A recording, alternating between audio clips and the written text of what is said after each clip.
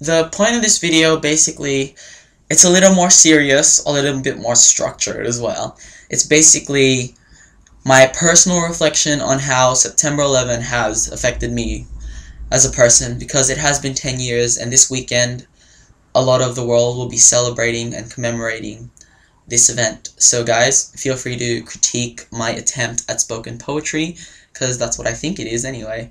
And also, at the end of it, don't forget to rate me, hate me, eat me, comment me as the usual. Subscribe to me up there if you've got YouTube. Like me down there. Post me on your friend's wall if you think I'm inspiring or interesting. Enjoy, guys. 10 years ago, I woke up really early to watch cartoons while my mom was in the shower getting ready for work. I grabbed myself some Cocoa Pops and milk and ran to the TV and turned it on.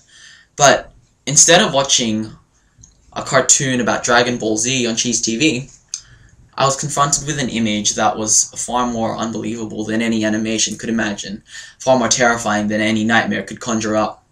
It was the image of a plane flying into one of the World Trade Centers. I didn't understand why at 10 a.m. that morning, while I was sitting in class, why I wasn't reading a book about an alien and a man trying to survive on a desolate planet, learning to live with each other's differences, but instead I was watching on a big archaic TV, because back then there was no such thing as an LCD. I was watching a second plane fly into the second World Trade Center. I didn't know why my teacher stood there, stroking his mustache, eyes wide in disbelief, shaking his head, and I wanted to ask him, what's going on, because my teacher seemed to know the answer to everything. I didn't know that the world was being changed, because at that age of 10, I did not know that people were in those planes expecting to reach their destination but meeting their fate. I didn't know that there were people in those buildings printing papers, sending faxes, writing emails, taking calls. I didn't know that they weren't going to their loved ones that night. I didn't know that all they wanted was another day, another pay. Rather, that they were never going to meet their children, their mothers, their fathers, their sons, their daughters. By midday on September 11, 2001, Eastern Standard Time, the face of the world had been changed. Everyone had a new fear in them. Year after year, there was something different on TV, as if to commemorate this event. There'd be a special broadcast. There'd be a documentary one year that said, "Why did these buildings fall?" At 11, I knew everything. I knew how to take care of girls. I knew why the building fell. It's easy. A plane flew into them.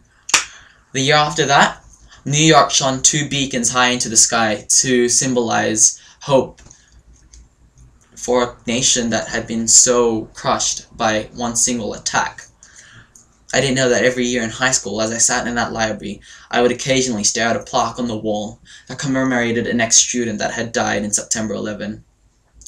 But in each year, as I celebrated or commemorated this event, as I do Christmas, as I say Happy New Year's, that an image would always come back to my mind around the same time of year.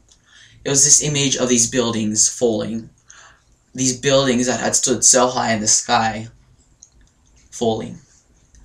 Becoming nothing more than dust, engulfing the city of New York, this city that I love, this city that I dream of. And this dust covered everyone the same gray. The same expression of grief, disbelief, shock, horror. But this dust did something as well. It showed me something I didn't know. In the reels of media footage and news footage after that, I slowly came to realize something. I did know that people had some good in them. That when we became nothing more than the color of our skin, but the fear of not surviving, we could help a stranger. I didn't know so many people knew how to pray to a god. I didn't know so many people knew the sign of the cross, could help one another, put their hands together to hold a stranger's hand. I didn't know that people could be driven into such humanity. Now I do.